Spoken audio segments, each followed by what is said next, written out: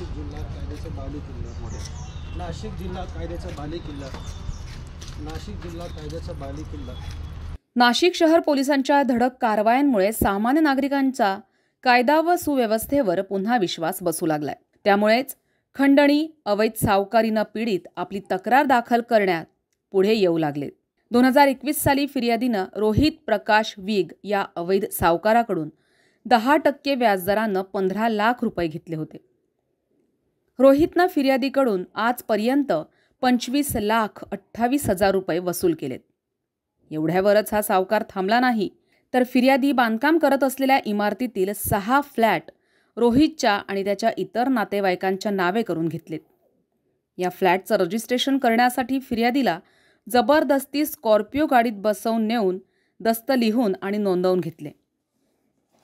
फिर्यादीनं याबाबत इंदिरानगर पोलीस ठाण्यात तक्रार दाखल केल्यानंतर रोहित प्रकाश वीग वय वर्ष 37 या अवैध सावकाराला पोलिसांनी ताब्यात घेत न्यायालयात हजर केलं असता 3 नोव्हेंबरपर्यंत न्यायालयानं पोलीस कोठडी सुनावली आहे. संविधान न्यूज, नाशिक.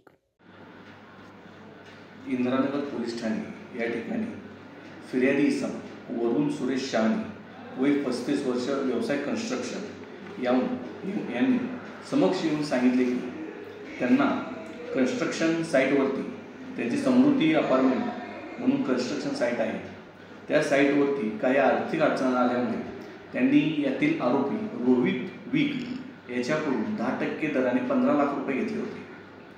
सदर रकमेपैकी त्यांनी 25,28,800 रुपये त्याला देऊन देखील, रोहित वीग या आरोपितास देऊन देखील त्या आरोपितांनी त्यांच्याकडून बळजबरीने 3 फ्लॅट रजिस्टर करून घेतले आणि त्यांना जबरदस्तीनं तो रजिस्टर ऑफिसला घेऊन गेला अशी तक्रार दिल्याने त्याची गुन्हा नोंद करण्यात आलेला आहे.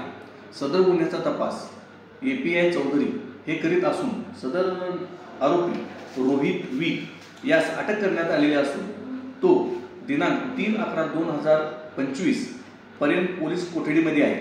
त्याच्याकडून अधिक तपास करून अधिक काही माहिती मिळते का याबाबत तपास घेत आहोत.